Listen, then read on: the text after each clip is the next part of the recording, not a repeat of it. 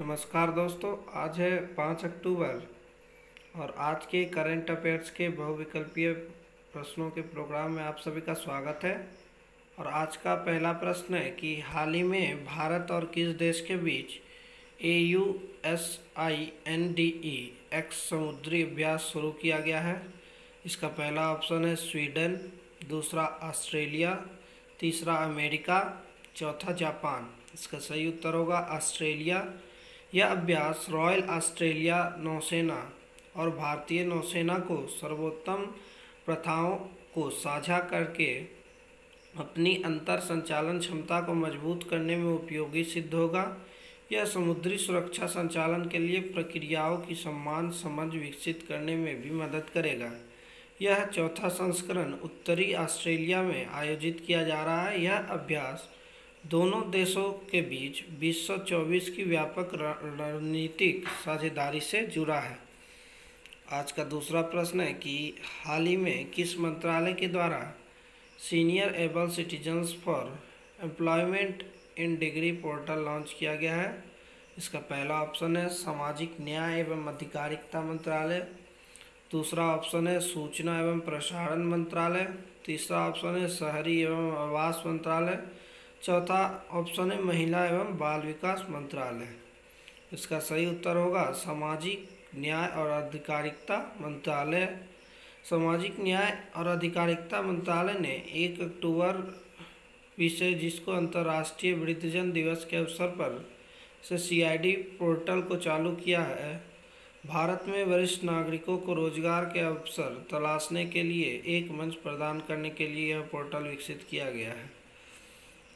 आज का आपका अगला प्रश्न है कि हाल ही में चक्रवात गुलाब के अवशेष ओपन निर्मित चक्रवात शाहीन का निर्माण कहाँ हुआ है। इसका पहला ऑप्शन है बंगाल की खाड़ी, दूसरा हिंद महासागर, तीसरा प्रशांत महासागर, चौथा अरब सागर। इसका सही उत्तर होगा अरब सागर।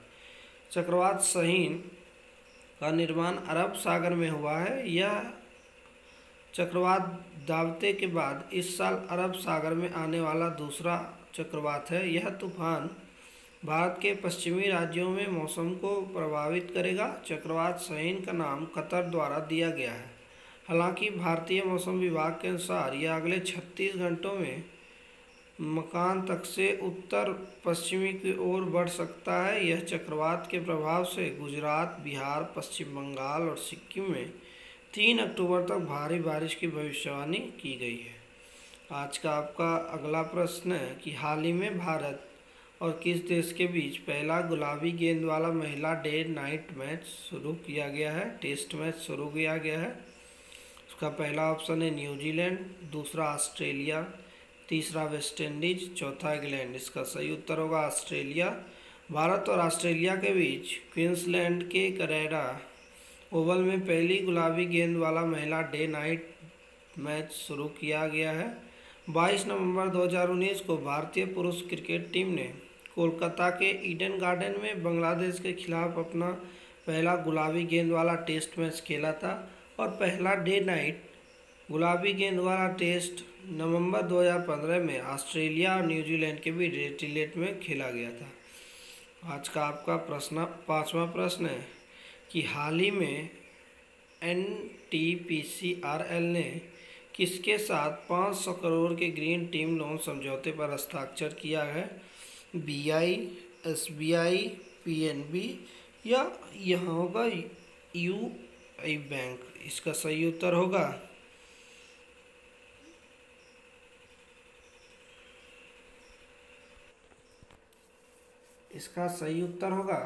BOI। ये जो ऑप्शन है आपका बैंक ऑफ इंडिया, ये गलती से टाइप हो गया है।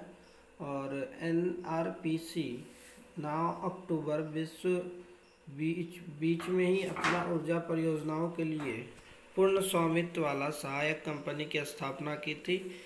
NTPCRL के पास वर्तमान में 3450 मेगावाट का नवीकरणीय परियोजना पोर्टफोलियो है। आज का आपका छठा प्रश्न है कि हाल ही में IIFL wealth euro India reach list में कौन सा उद्योगपति लगातार 10वें साल पहले नंबर पर रहा है। इसका पहला ऑप्शन है रतन टाटा, दूसरा गौतम अडानी, तीसरा महिंद्रा और चौथा मुकेश अंबानी। इसका सही उत्तर होगा मुकेश अंबानी। रिलायंस इंडस्ट्रीज के चेयरमैन मुकेश अंबानी ने लगातार 10वें साल IIFL मेंस यूरो इन इंडियन रिच लिस्ट में टॉप किया है। 2020-21 में उनकी कुल संपत्ति 7,18,000 करोड़ रुपये दर्ज की गई थी। इसी बीच अडानी समूह के अध्यक्ष गौतम अडानी का 5,05,900 करोड़ रुपये की संपत्ति के साथ दूसरे स्थान पर है और शिव नारद और HCL विरोधियों का परिवार 2,36,600 करोड़ की संपत्ति के साथ सूची में तीसरे स्थान पर। आज का आपका अगला प्रश्न है कि हाल ही में पश्चिम बंगाल के किस विधानसभा सीट से TMC प्रमुख ममता बनर्जी उपचुनाव जीत गई हैं? पहला भवानीपुर, दूसरा शमशेरगंज, तीसरा हरदीप सिंह पुरी और चौथा जंगीपुर। इसका सही उत्तर होगा भवानीपुर। हाल ही में पैरों में चल रहे ISSF वर्ल्ड चैंपियनशिप में भारत ने कुल कितने पदक जीते हैं? इसका सही उत्तर होगा 7 पदक, जिसमें से कि आपका पहला ऑप्शन था 7 पदक, दूसरा 5 पदक, तीसरा 4 पदक और चौथा कोई नहीं। इसका सही उत्तर होगा 7 पदक। आज का आपका नवा प्रश्न है कि हाल ही में शुरू हुए दुबई एक्सपो में कितने देश भाग ले रहे हैं? पहला ऑप्शन है 193 देश, दूसरा 191 देश, तीसरा 215 देश, चौथा 210 देश। इसका सही उत्तर होगा 191 देश। और 10वां प्रश्न है, यह भारत सरकार और गूगल की संयुक्त पहल है। DG सक्षम पहल के तहत डिजिटल कौशल से संबंधित 3 तरह के प्रशिक्षण प्रदान किए जाएंगे। इसका पहला ऑप्शन है केवल 1, दूसरा केवल 2, तीसरा 1 और 2 दोनों और चौथा न तो 1 और न तो 2। इसका सही उत्तर होगा B केवल 2।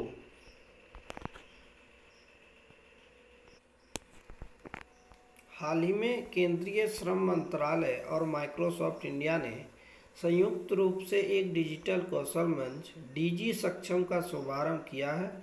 यह ग्रामीण और अर्ध शहरी क्षेत्रों के युवाओं को प्रोत्साहन देने की एक संयुक्त पहल है। इस पहल के माध्यम से पहले वर्ष में 3 लाख से अधिक युवाओं को कंप्यूटिंग सहित डिजिटल कौशल से मुफ्त प्रशिक्षण प्रदान किया जाएगा।